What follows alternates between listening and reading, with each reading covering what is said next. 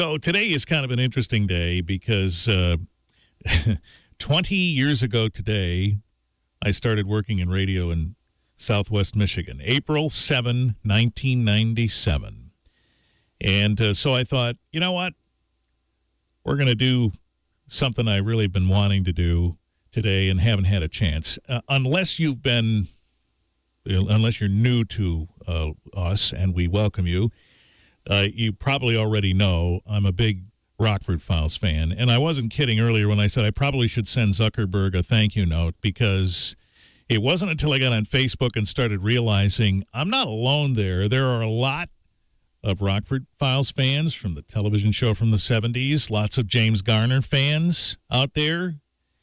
Just a guy who was really well-loved and still is today. Today would have been Garner's 89th birthday. And, of course, Rockford was not the only thing for which he's known.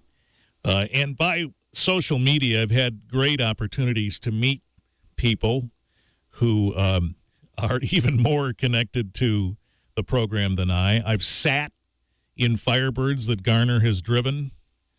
I've met people who have worked on the show, and they've all been incredibly nice.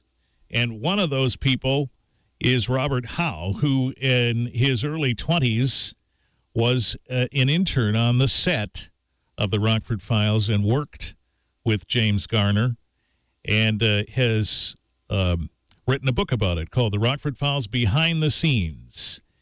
And actually, what's also noteworthy is Robert is from Michigan, makes his home back in Michigan these days, in mid-Michigan. His daughter even lives here in Battle Creek. So there's a connection for you right there. We don't need 6 degrees of separation, Rob. We have you. Good morning, Richard. How are you? I'm well. How are you? I'm good. The other thing Rob does, by the way, is administer the official James Garner fan page on Facebook, so give that a like sometime. That is a full-time job, isn't it?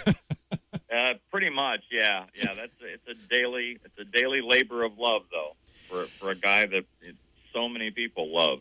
So many people did, right, and still do. How did you end up there? On the page? On the show. It was strictly a fan thing. It started as a fan thing. I moved with my parents from Michigan to California back in 1978, and when the show debuted, when Rockford debuted in 1974, I immediately was hooked, because I'd loved Jim through the years in his movies and things like that. And I told my parents, I said, one of these days, we ever go to California, I'm going to find Rockford's trailer. Mm-hmm. You know? So I don't know if you can hear that. That's my Bella, my boxer. She's right here with me. So we're used to that.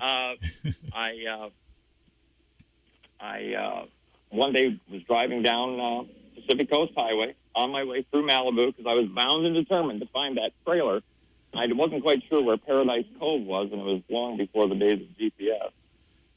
So I'm cruising up, and I see these 2 semi-trucks parked along the side of the road, and as I start to pass them, it says The Rockford Files on the side of the truck. You found it. I found it, and I spun my car around, pulled up in front. There was the 2 semis, and there was a big motorhome parked there, so I parked up in front of the motorhome, got out of the car, and I had a picture of Jim that I had purchased, and I took that with me. I walked up to the motorhome, never being shy. I knocked on the door. There wasn't a name on the motorhome. Jim didn't have his name on it. He didn't have a star or anything like that. It was just a motorhome. And the door opened, and it was Louis Delgado, Jim's right-hand man and best friend for over 50 years. And, of course, all Rockford fans know Louis is Officer Billings. Right. And he said, what can I do for you? And I can see Jim sitting in the motorhome. And I said, well, I love the show. I'm a big fan of Mr. Garner's, and I wonder if he could autograph his picture. And Louis said, Jim, there's a young man here to see you. And Jim says, come on in, son, just like that. And I went.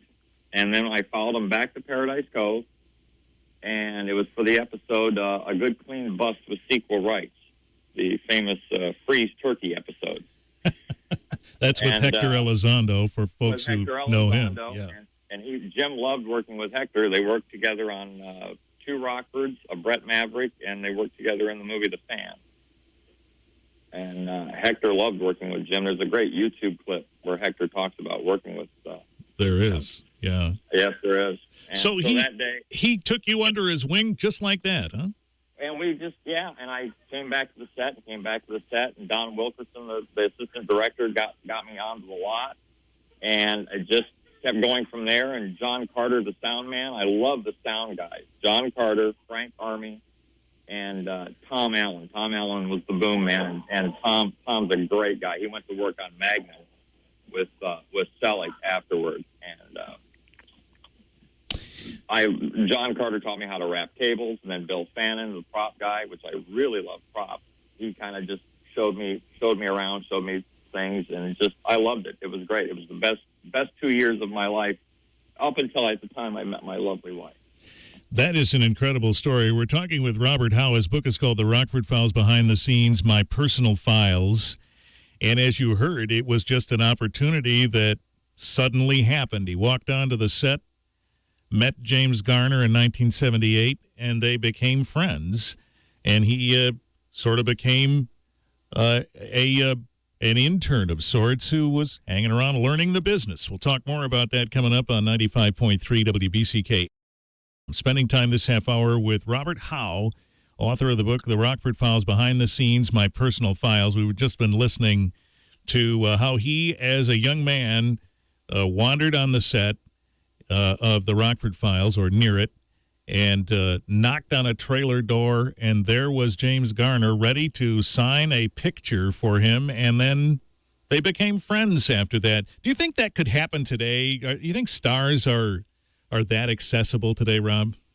No, I don't think so. I think they have so much security and bodyguards and all that they just, I don't think they're that accessible anymore. Yeah. You know, the few that are, still around from our era, like Redford and people like that, I think they're probably still fairly accessible. But they have so many representatives now that you have to go through.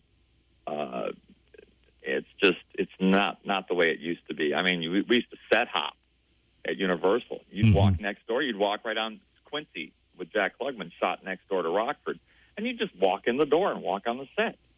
And I don't think that happens much anymore. Yeah, everything's so tight-lipped anymore and kind of impersonal. It was and it was such a family atmosphere on the Rockford set. It's interesting that you say that because I talked on the phone yesterday with Ed Asner, who's coming to Coldwater, Michigan soon, and we're going to air that interview in a couple of weeks, and he talked about how the business has changed a lot. But, of course, he's still working at age 87, and, in fact, he's going to do a one-man show in Coldwater, which will be interesting to see. But he talked about that, too, that things really have changed a lot these days. But Jim was not a guy who necessarily wanted to be away from his fans. He always responded to them, didn't he? Absolutely. When we would be on location, Paradise Cove, where Rockford's trailer was located, Jim had this great big motorhome, air-conditioned motorhome, and he'd spend time in it, occasionally. But most times he would take his hand-tooled leather director's chair, stick it in the sand, and sit there. And people would come up and ask for his autograph or ask to pose for a picture, and he always made time. There would be little kids that would come up soaking wet out of the surf wanting his autograph. Now, I'm sure these 5-year-old kids didn't have a clue who he was, and they were probably sent over to him by their mother. He would sign. He had a little pad of paper that said, "From the desk of Jim Rockford," and he would sign James Garner and hand it to them, the soaking wet child, and off they would go. He could be ready to do a take, and he'd be signing autographs and taking pictures. He says, "Hang on, I'll be right back. Wait till I'm finished here. I got to go to work." He'd go and do the scene, come right back to the fans, and didn't miss a beat. He was just tremendous that way. That's pretty interesting because some actors need to have their focus time and be unobstructed in their process as they begin to think about getting into the zone of a take, but not him. No, he could be Jim and then he could go right into Rockford, and it was seamless. But he worked so hard. Everybody thought, "Oh, that's just Jim. He's just being himself." Well, he's not. He worked very hard at making it sound like he said those words for the very first time. Mm-hmm. He was pretty passionate about that too, wasn't he? He was. He was quoted many times as saying, "You know what? I'm not a writer. I read what they put in front of me." Yeah. Exactly. You never heard him ask about changing lines or anything like that. I don't think I'd say it that way. And I've been on sets where actors have said, "Well, I don't think my character would say that." And Jim wasn't like that. He did it just as it was written. So he was letter perfect, and he was a quick study. He learned. I know he told the story, and I don't want to quote him, but how he learned dialogue, how he learned to remember dialogue, because he'd have to remember for Rockford 10 to 12, maybe 15 pages a day. You imagine he was in almost every scene. Every scene. That's why he was so beat up by the end of the 6 years, because that was another thing. He didn't want to cheat the audience and have his stuntman, Roy Clark, not the singer, but Royden Clark, his stunt double for over 50 years. Jim did a lot of the scenes because he thought it would cheat the audience if they couldn't see him doing it. Now, there were some scenes where Roy just had to do it, but... Yeah, in fact, let's talk a little bit about that for a second. I've had the pleasure of meeting Royden Clark also, and I said to him, I understand that Jim Garner chose the Firebird exclusively because you could do tricks with that, and I've never seen somebody's face light up so fast as Royden Clark's talking about that car. They loved that car. They did. They loved that car. They absolutely did. And I asked Roy, I said, if you broke down the stunts on Rockford, the car stunts with the Firebird, what would be the percentage? And he said, Jim did 70%, I did 30%. And Jim always did the J-turn. That was always Garner in the car for the J-turn because he loved doing that bit. He was great at it. It's named for him now. I was watching a program, and I can't remember which one. It's the guys from Hot Rod Magazine doing silly stunts with cars, and they decided they wanted to do J-turns with a camper and a station wagon or something, and they called them Rockfords. We're going to do a Rockford now. Yeah, well, it was originally the Moonshiners' turn, because apparently Moonshiners, when they were getting away from the local cops and stuff, that's how they got away. They bring the car around, but then it became the J turn because of the shape of the turn, and then now it's become a Rockford. Yeah, if you're not familiar, essentially the J turn is you start off in reverse and spin the car around at 180 degrees and go forward, and you saw that a lot in Rockford, and as you hear Rob say, Garner always wanted to do those. He was a pretty good driver, mind you. He was an excellent driver, and he loved getting behind the wheel. He would just absolutely love it. There's an episode where it's called A Fast Count, and Jim's got to peel out of this car dealership, and it's great because Lenny Garner, not related, but Leonard Garner, who's now a wonderful director, he was the assistant director on Rockford. He stood out in the street stopping traffic, so Jim had a clear shot to peel out. We were over in Burbank at the old Burbank Ford, and he loved getting behind the wheel of that car, of almost any car. Right. He loved to drive. I mean, he was a great race car driver.